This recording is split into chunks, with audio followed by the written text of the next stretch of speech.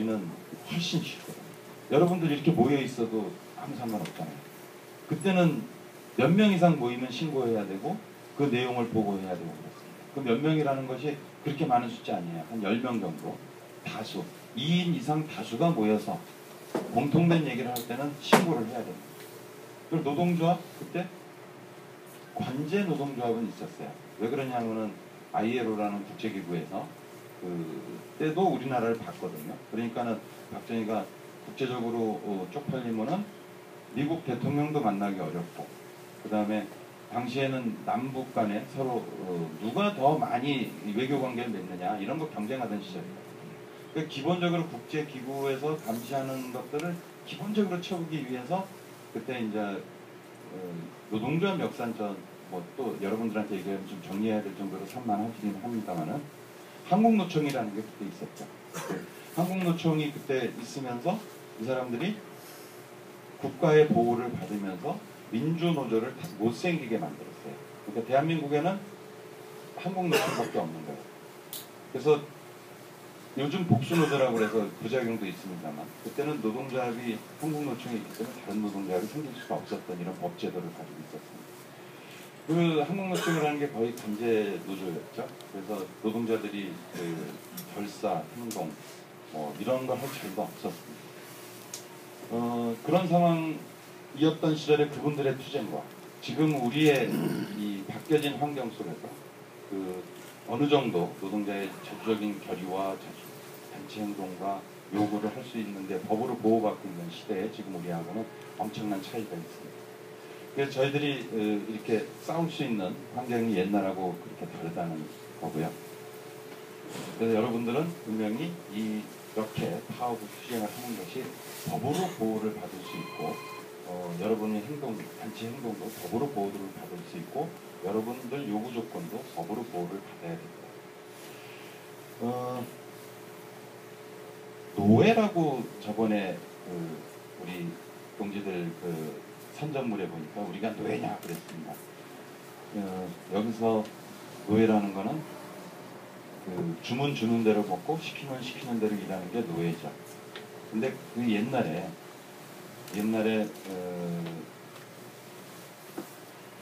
1700년도에 1650년도서부터 1800년도까지가 노예 제도가 횡행했습니다. 아프리카에서 그냥 잡아다가 배에다 실어다가 100명 실어서 미국까지 가는 동안에 영국까지 가는 동안에 한 40명 정도는 배에서 죽습니다. 그때 노예는 어떻게 계산을 했냐면 사람으로 안 봤죠. 이 배 크기에 한 120명 태울 수 있어요. 근데 한 놈이 딱 이렇게 모루 재우면은 140개 실을 수 있는데요.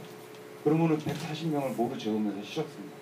어떻게 많은 노예를 잡아다가 빨리 덜 죽이고 갖다 주느냐. 그런 운송 회사가 돈을 벌었어요.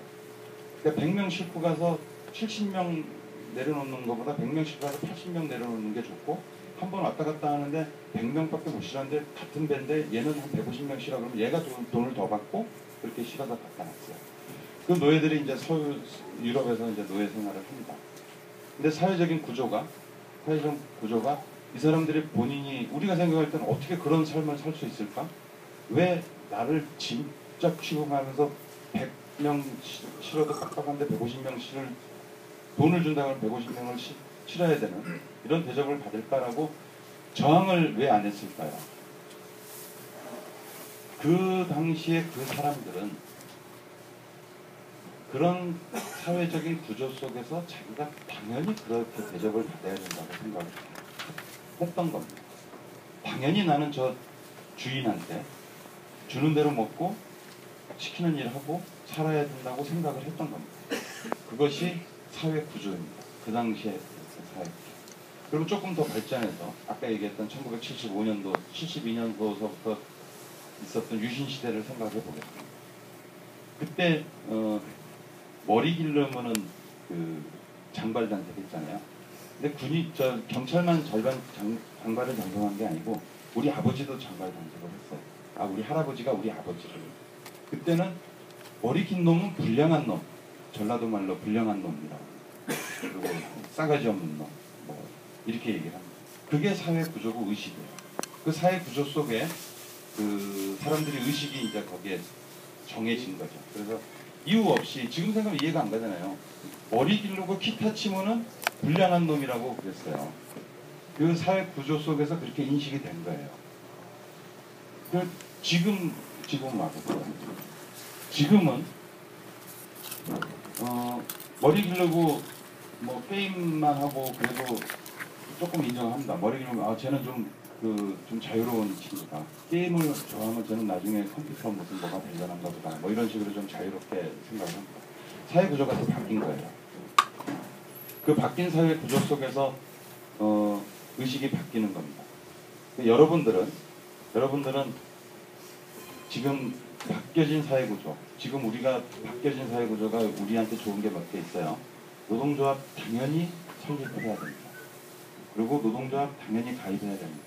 그리고 노동조합이 결성이 됐으면 모여서 우리의 요구 조건을 얘기해야 됩니다. 그게 안 되면 투쟁을 해야 됩니다. 이 당연한 과정입니다. 이 당연한 과정을 여러분들은 지금 실천하고 있는 거죠. 그런데 우리가 깨부숴야 될 사회적 구조가 하나 더 있어요. 이게 뭐냐면은 비정규직. 운전하시는 거는 비정규직이 요즘은 사회 구조 속에서는 당연하다. 이게 기분이 좋을지 안 좋을지 간단하게 얘기해 봅시다. 방송국에 어디 다니세요? KBS 다니세요? 뭐 하세요? 작가인데요. 프리랜서겠네. 그러죠. 방송국에 다니는데 어디 다니십니까? 수성구에 근무합니다. 그럼 비정규직이시겠네. 원래 KBS 소속이에요? 아니면 어디 금호렌트카에서 뭐 이래? 바로 이렇게 물어보죠.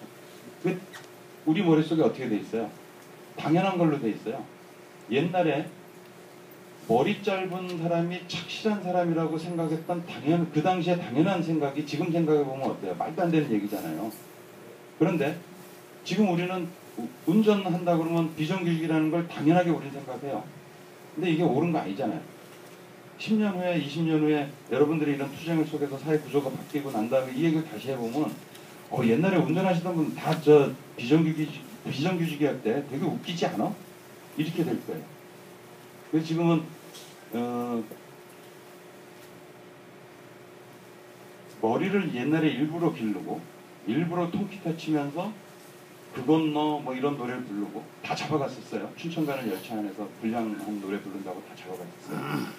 그런 사회 구조를 그때 그 사람들이 깼듯이 여러분들은 지금 고정되어 있는 사회 구조, 비정규직, 그 다음에 돈 버는 놈들이 돈을 많이 벌면은 얘가 쓰다가 남은 떨어지는 돈을 받는 게 당연하다는 이 사회 구조. 이게 낙수 효과라고 그러는데 대한민국 경제는 계속 그렇게 진행해 왔습니다. 재벌이 돈을 많이 벌어야지 얘네들이 채우고 남는 게 떨어져서 중소기업으로 또 떨어져서 노동자들한테 간다고 얘기를 합니다. 근데 이 재벌의 주머니는 무한정 큽니다. 창고는. 돈을 아무리 벌어도 떨어지는 게 없어요. 계속 걔는 돈을 벌 뿐이고 밑에 있는 사람은 계속 그런 식의 사회 구조를 바꾸는데 여러분들이 지금 이제 나선 것입니다. 그게 전체적으로 여러분들의 그 파업 투쟁의 의의이고요. 제 얘기가 재미없죠. 저는 본래 아주머니 전문 강사예요. 아주머니들 앞에서는 말을 잘하는데 재밌게 얘기하는데 여러분들 보니까는 저도 여러분들 분위기 이 방 구조 속에 제가 자꾸 심취되는 것 같아요. 너무 딱딱하게 한 적이 있으니까 저도 자꾸 딱딱하게 얘기할 수밖에 없어요. 그 다음에 이제 그 민주노조와 어용노조 이런 얘기가 있습니다. 민주노조 그 차이점은 뭐냐? 차이점 뭐가 있을까요? 전지부장이 민주노조와 어용노조 차이점. 뭐 생각난대로 얘기해. 어용노조는 회사와 결탁하는 노조가 어용노조고요. 민주노조는 자주적인 결사에 그죠? 네. 역시 외운 대로밖에 말씀 못하세요.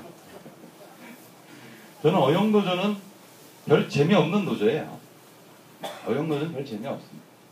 조합원들이 관심이 없어요. 어용노조라는 데는 왜? 적당히 잘 돌아가거든요. 아까 얘기한 주문 주는 대로 잘 돌아가거든요. 주문 주는 대로 그냥 먹고 그냥 삽니다. 그게 어영노조예요. 그리고 그 조직원들 간에 큰 애정이 없어요. 왜? 그분들은 이 조직을 통해서 뭔가 쟁취해 본 적도 없고 조직을 통해서 자기 아픔을 나눠본 적도 없거든요. 별로 관심이 없어요. 그러면 그런 사람들을 제가 볼 때는 어떻게 느껴지냐면은 진짜 그 노동자긴 노동자인데 노동자하고 사용자하고 계급 차이가 있습니까? 사람으로서? 예, 저는 없다고 봐요. 똑같이 기분 나쁘고 뭐라 그러나 이 사회를 완성시켜서 돌아가는데 역할도 똑같아요. 누가 더 중요하고 누가 더 덜할 건 없어요. 그래서 약간의 경중의 차이는 있지만 저는 뭐 거기 미세한 부분까지는 관심이 안 가는 사람이고 나는 다 중요하다고 봅니다. 그러면 그만큼 우리 노동자들이 저는 사람으로서 인격체로서 자존심을 가져야 된다고 생각합니다. 그게 있어야 된다고 생각합니다. 그런데